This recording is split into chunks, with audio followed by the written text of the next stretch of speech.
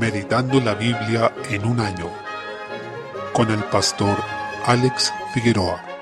Día 18, mes 10. Jeremías capítulo 31. Desde el versículo 27, el Señor promete un nuevo pacto. Cabe resaltar que gran parte de lo que se describe de este, en términos doctrinales y de promesas, está en el Antiguo Testamento. Se anuncia la restauración y reunificación del reino de Israel, algo en lo que Jeremías ha insistido a lo largo del libro como una promesa de parte del Señor. En este nuevo pacto nadie va a responder por el pecado de otro, sino que cada uno responderá por su propia maldad. Versículo 30. En este pasaje, específicamente desde el versículo 31 al 34, se encuentra la sección más extensa del Antiguo Testamento que es citada explícitamente en el Nuevo, en Hebreos capítulo 8. Entre las promesas de este pacto se encuentra que el Señor dice: «Daré mi ley en su mente y la escribiré en su corazón, y yo seré a ellos por Dios y ellos me serán por pueblo». Versículo 33. Es decir, todos tendrán la ley escrita de una manera especial por el Espíritu Santo. Él pondrá la palabra de Dios escrita en los corazones de quienes realmente son su pueblo. Se promete la comunión de ellos con Dios, diciendo que todos le conocerán. Versículo 34, lo que implica que, en esencia, en el pueblo de Dios no existirán incrédulos camuflados. Más allá de que en el ámbito visible, algunos aparentemente estarán contados dentro del pueblo de Dios, siendo que en sus corazones no lo son. Pero ante Dios, la realidad es que no habrá incrédulos que se puedan disfrazar de creyentes. Quienes están realmente en el nuevo pacto son todos genuinamente convertidos y el Señor perdonará sus pecados. De esta forma se promete regeneración, adopción, obediencia de corazón y un conocimiento genuino de Dios. Las promesas que encontramos aquí para Israel se cumplen en el remanente que es fiel a su pacto. De hecho, los primeros creyentes en general fueron judíos. Todos los apóstoles fueron judíos y la primera iglesia fue de esa misma nación, y a partir de ahí se expandió al mundo entero. A este remanente se añaden así los gentiles que creen en Cristo, no como un plan B, sino como cumplimiento de lo que el Señor siempre anunció. Desde el versículo 35 se presenta el amor incondicional e inmutable del Señor hacia Israel, que es la base para su fidelidad al pacto. El Señor es quien hará prevalecer a su pueblo y no dejará de amarlo jamás. Capítulo 32. Desde el versículo 1,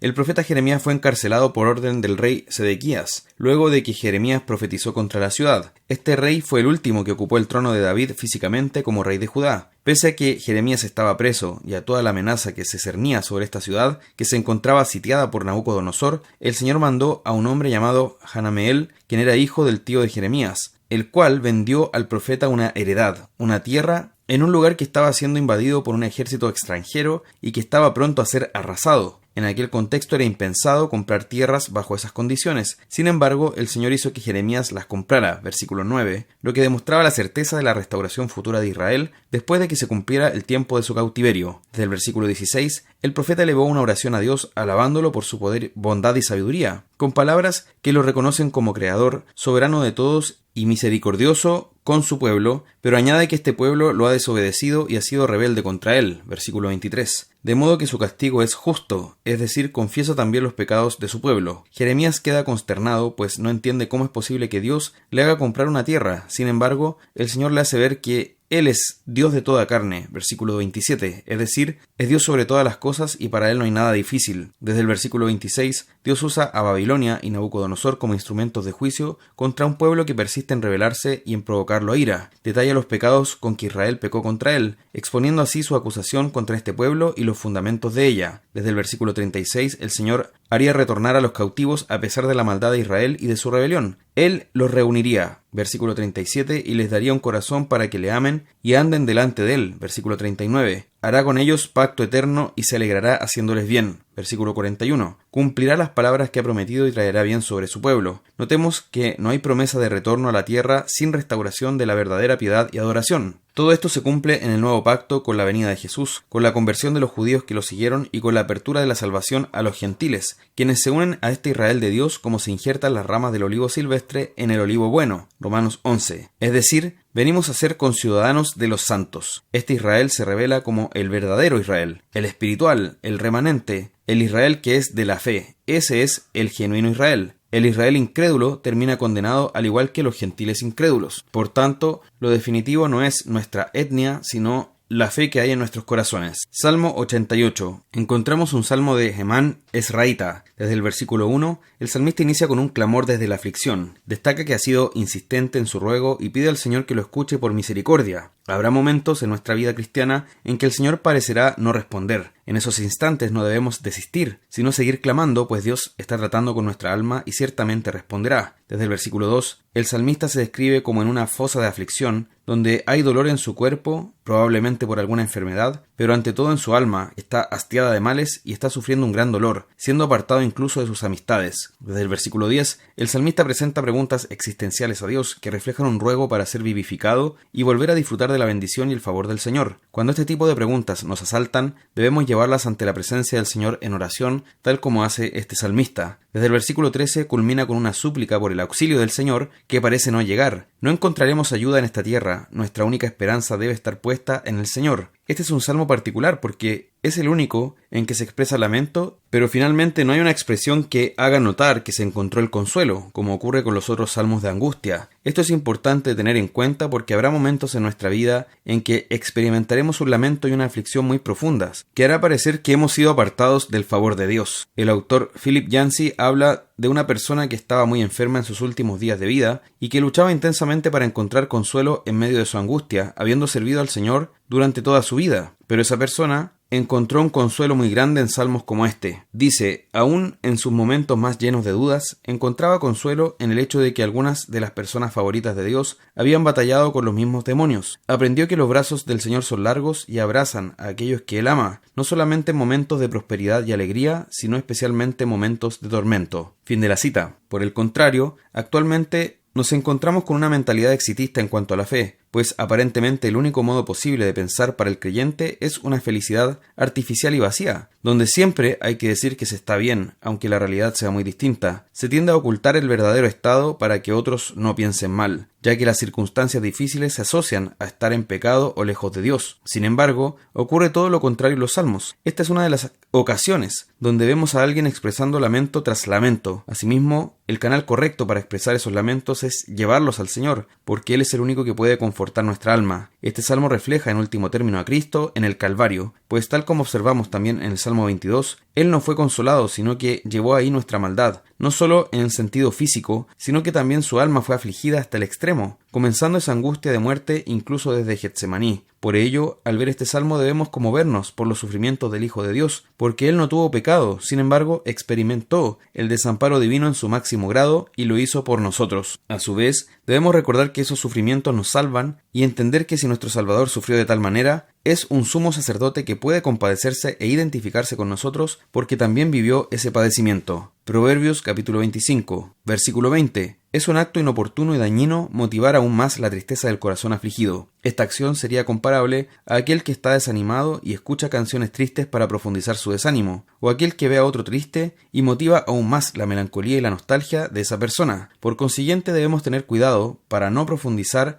en ese sentido la aflicción de quien ya está en dolor, sabiendo que la tristeza que es según el mundo produce muerte, como dice 2 Corintios 7:10. Versículos 21 y 22. Se nos llama aquí a hacer el bien a nuestro enemigo, tal como se cita en Romanos capítulo 12. No debemos actuar como el mundo, que devuelve mal por mal, sino estamos llamados a vencer con el bien al mal. Porque ascuas amontonará sobre su cabeza y Jehová te lo pagará. Es decir, nuestro enemigo se sentirá avergonzado de su actitud adversa contra nosotros, lo que dará pie para una reconciliación y una conversión en su alma. Primera a Timoteo, capítulo 3. El propósito de este capítulo, según se señala en el versículo 15, es dar a conocer a Timoteo cómo debe conducirse en la casa de Dios, cómo debe establecer una iglesia sana conforme a la Escritura. Desde el versículo 1, enuncia los requisitos de los obispos y diáconos. Los términos obispo, pastor, presbítero y anciano se refieren a la misma función. Nos habla de que si alguno anhela obispado, buena obra desea. La obra del pastorado es buena, pues es una obra llena de sacrificios y aflicciones, pero ante todo es un gran privilegio. Ciertamente no basta con desear esa buena obra, pues muchos la desean, pero pocos son realmente llamados. Muchos tienen el anhelo, pero pocos tienen el don de ser pastores. Muchos anhelan la predicación, la reputación que podría dar el cargo o el hecho de ser líderes, pero realmente es necesario que más allá del deseo, el obispo sea como se describe aquí. Y el primer requisito es irreprensible. Según muchos comentaristas, el requisito irreprensible resume todos los demás. No se refiere a una persona sin pecado alguno, sino a tener un testimonio de vida que se caracterice por la santidad y la obediencia al Señor, y que no haya ningún pecado tan grosero en él que lo haga cuestionable para el ministerio. Todos los requisitos que se exponen en este capítulo deben estar presentes en todo cristiano. Por tanto, lo que aquí se describe es el carácter del discípulo de Cristo. En todos los hombres de la Iglesia debería observarse estas mismas características, no solo en el pastor. Pero hay una característica distintiva del rol pastoral y es ser apto para enseñar. Por ejemplo, un diácono no necesariamente debe ser apto para enseñar, pero todo pastor debe serlo. Estos requisitos, además de referirse al carácter cristiano, tienen que ver con el buen testimonio, tanto con los de adentro como con los de afuera, siendo entonces un testimonio tanto personal como familiar. Desde el versículo 8, el capítulo también menciona algo similar respecto a los diáconos. Se repiten muchos de estos requisitos, pero acá no se habla de que sea apto para enseñar, más allá de que el diácono puede tener también el don de enseñanza y desarrollarlo. Cabe destacar que dice, y estos también sean sometidos a prueba primero, versículo 10. Esto nos da a entender que tanto pastores como diáconos deben ser sometidos a un tiempo de prueba antes de ser admitidos de manera definitiva. Notemos la importancia de tener la casa en orden, tanto en el caso de los ancianos como de los diáconos. Y sobre todo se enfatiza en el caso de los pastores que sepan gobernar su casa, pues ese es el antecedente directo para discernir que podrán también gobernar la Iglesia de Dios. Ninguno de estos requisitos debe ser menospreciado, y no se está hablando de una lista de ideales, sino de calificaciones que deben encontrarse en una persona. A pesar de que esa persona no esté libre de pecado, lo cierto es que estas características deben encontrarse en su vida como un patrón. Es decir, el anciano debe ser ejemplar. Desde el versículo 14, posteriormente se refiere a las mujeres. Algunos han interpretado con esto que deben existir diaconisas, pero más bien debemos considerarlo como las esposas de los diáconos y de los pastores, pero principalmente de los diáconos porque se mencionan inmediatamente después de que se habla de ellos, aunque también puede considerarse, y hay fundamento para esto, que se refiere a un grupo de hermanas dedicadas especialmente al servicio, como han existido siempre a lo largo de toda la historia de la Iglesia. Cabe destacar aquí que las mujeres no son oficiales, sin embargo la forma en que se conduzcan y se comporten va a repercutir en el ministerio de sus esposos. El apóstol Pablo menciona también las palabras especiales para el diaconado. Dice, los que ejerzan bien el diaconado ganan para sí un grado honroso y mucha confianza en la fe que es en Cristo Jesús. Versículo 13. Por último, como menciona en el versículo 15, estas instrucciones son para que, si tardaba el apóstol Pablo, Timoteo supiera cómo debía conducirse en la casa de Dios, que es la iglesia del Dios viviente, columna y baluarte de la verdad. La iglesia del Dios viviente es la casa de Dios. Él habita en su iglesia y este es el templo de Dios. Con esto debemos entender que el Señor habita en nosotros, lo que constituye un gran privilegio, la bendición más grande que podemos tener aquí en la tierra. La iglesia se describe como columna y baluarte de la verdad, es decir, la encargada de sostener la verdad delante del mundo, de predicar y proclamar la verdad del Señor, pues es ella la que tiene el testimonio de esa verdad. Ha recibido la palabra de Dios y su deber es proclamarla de manera fiel, no añadiéndole ni quitándole, sino exponiendo justamente lo que ella dice, tal como Dios la inspiró. En el versículo 16 encontramos lo que algunos llaman o han interpretado como la primera confesión de fe, o uno de los primeros himnos que cantaba la iglesia, que es el misterio de la piedad, lo que se ha revelado de la verdadera fe. Y eso es que Dios fue manifestado en carne, en Jesucristo, fue justificado en el Espíritu. Cristo fue levantado de los muertos por el Espíritu y fue vindicado como justo ante todo el mundo. Fue visto de los ángeles, predicado a los gentiles, creído en el mundo, recibido arriba en gloria. Esta es la confesión de fe que todo cristiano debe hacer, creer y atesorar en todo tiempo y lugar, porque este misterio de la piedad es la revelación de Dios para salvación.